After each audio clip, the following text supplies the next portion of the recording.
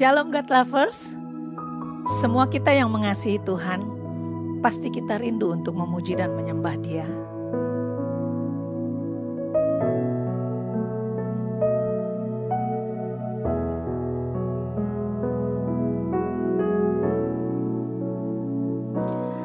Aku mengasihi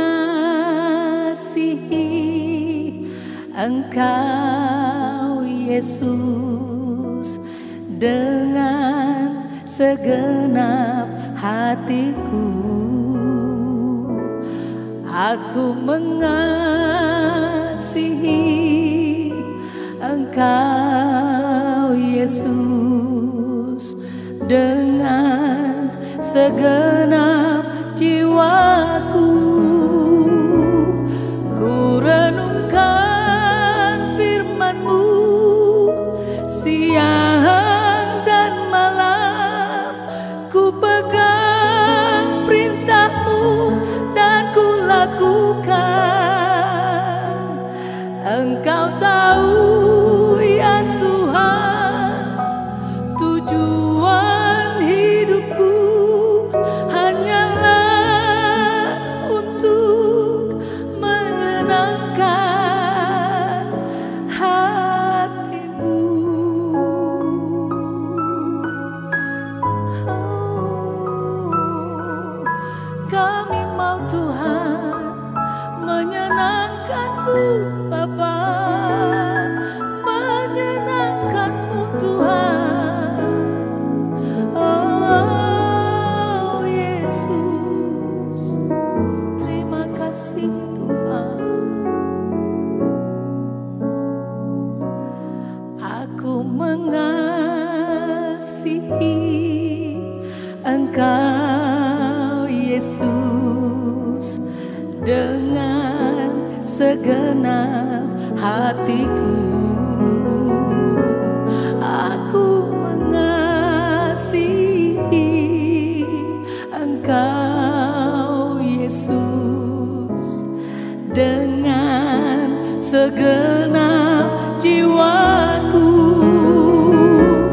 Ku renungkan firman-Mu siang dan malam, ku pegang perintah-Mu dan ku lakukan. Engkau tahu ya Tuhan, tujuan hidupku hanyalah untuk menyenangkan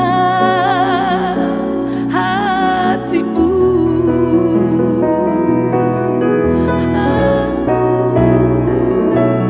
Ku renungkan firman-Mu siang dan malam, ku pegang perintah-Mu dan ku lakukan.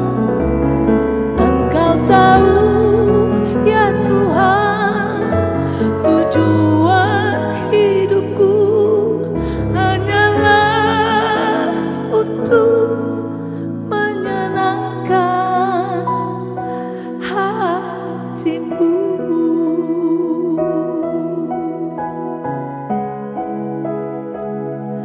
Hanyalah untuk menyenangkan hati-Mu.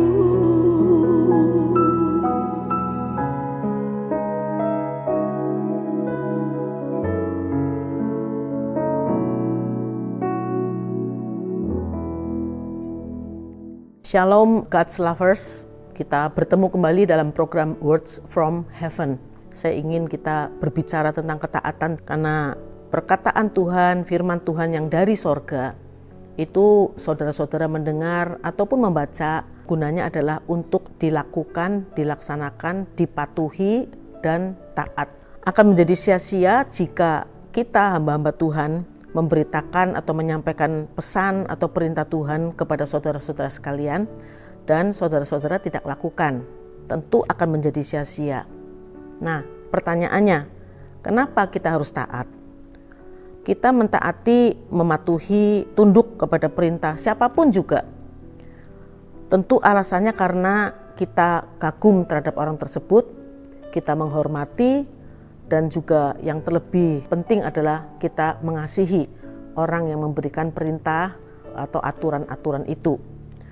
Nah, saudaraku yang dikasihi oleh Tuhan, kita kagum pada seseorang, kita hormat pada seseorang, dan kita mengasihi seseorang tentu karena dia sudah terlebih dahulu memberikan contoh dan teladan.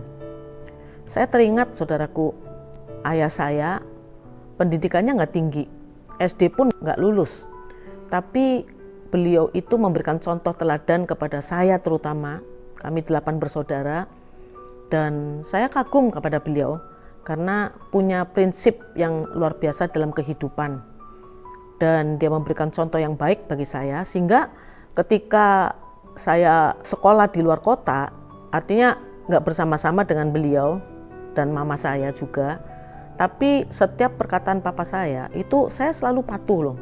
Ya contoh nih ya, contoh nggak boleh boncengan sama laki-laki, sudah SMA loh ya, nggak boleh boncengan motor dengan laki-laki. Papa saya kan nggak tahu ya saya lakukan atau enggak gitu kan, tapi kenapa saya bisa patuh ya, bisa taat ya, karena saya menghormati dan saya kagum kepada papa saya. Atau contoh-contoh yang lain yang beliau katakan kepada saya, perintahnya, pesan-pesannya, itu saya taati meskipun beliau tidak lihat. Makanya firman Tuhan katakan kepada kita, apapun yang kamu perbuat, perbuatlah seperti untuk Tuhan, bukan seperti untuk manusia. Jadi saudaraku yang dikasihi oleh Tuhan, maka demikian juga Tuhan Yesus terhadap saudara-saudara dan saya. Kasihnya, contohnya yang dia berikan buat kita, itu membuat kita kagum. Saudaraku yang dikasihi oleh Tuhan, kita berbicara tentang ketaatan. Manusia jatuh ke dalam dosa bukan karena pembunuhan dan lain sebagainya sih saudaraku ya. Bukan perkara makan buah juga. Manusia jatuh ke dalam dosa karena nggak taat. Ketika di Taman Eden, saudara, Tuhan itu memerintahkan atau memberikan pesan perintah kepada manusia. Semua yang ada di taman ini, semuanya boleh dimakan loh. Semua boleh dimakan. Yang satu ini jangan. Itu perintah Tuhan dengan jelas. Bahkan ada juga ancamannya. Karena ketika kamu makan, kamu pasti mati. Nah, saudaraku yang dikasihi oleh Tuhan, kenapa Tuhan marah, saudara? Marah besar lagi. Karena ketidaktaatan itu menggambarkan tidak menghormati, ya, tidak tunduk, dan juga nggak takut.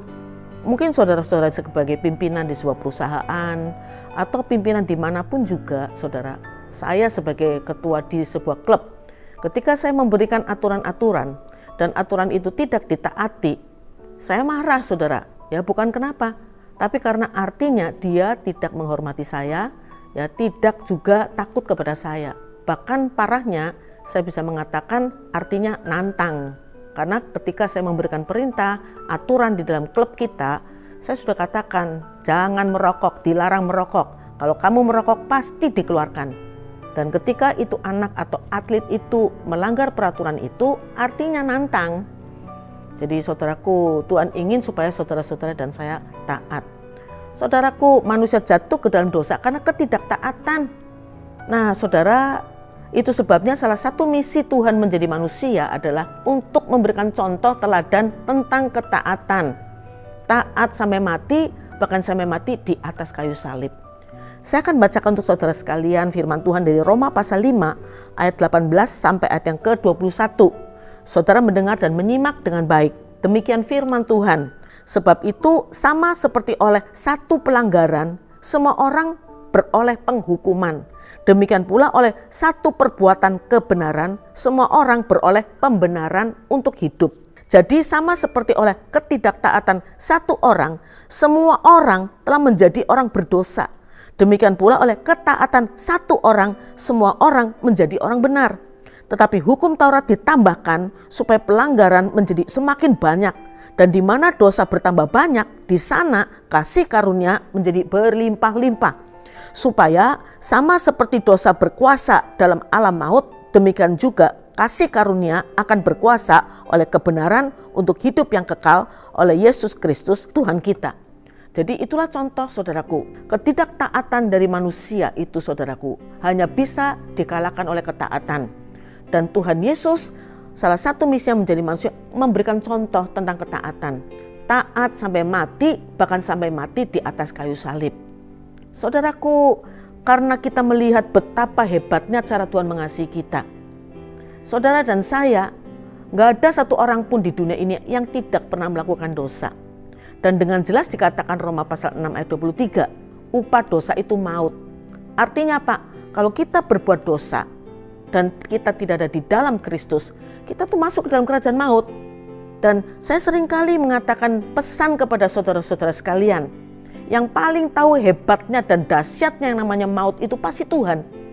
Dan ketika Tuhan melihat, mendengar jeritan, tangisan, teriakan, kesakitan di alam maut, melihat sendiri bagaimana di alam maut itu penderitaannya luar biasa dan itu kekal, sifatnya kekal, gak ada habisnya.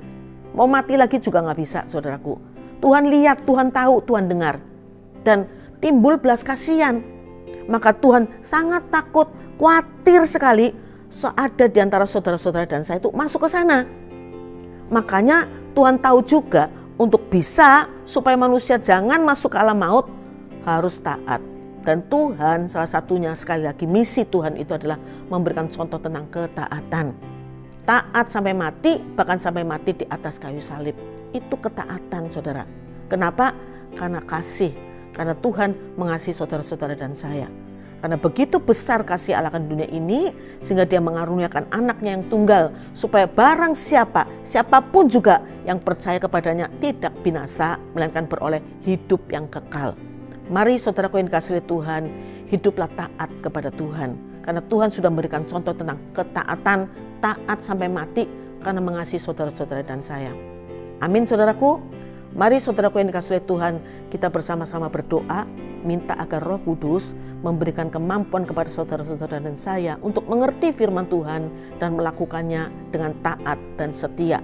Mari kita berdoa. Kami bersyukur kepada Tuhan untuk firman-Mu yang telah Engkau berikan kepada kami. Kami yakin, kami tahu Tuhan, kalau kami mendengar firman Tuhan pada saat ini bukan kebetulan. Karena Tuhan ingin supaya kami belajar tentang ketaatan. Kami tahu sekarang ini bahwa Tuhan memberikan contoh teladan kepada kami, memberikan segala-galanya, mengorbankan semuanya, supaya kami juga belajar dari Tuhan tentang pengorbanan, supaya kami bisa masuk ke dalam kerajaan sorga. Terima kasih Tuhan, Kau baik, terima kasih. Dalam nama Tuhan kami Yesus Kristus, kami sudah berdoa. Amin. Mari saudaraku yang dikasihi Tuhan, bagikan link YouTube renungan ini kepada saudara-saudara, kerabat, teman-teman, dimanapun saudara berada, dimanapun dan kapanpun, bagikan firman Tuhan. Terima kasih, Tuhan Yesus memberkati.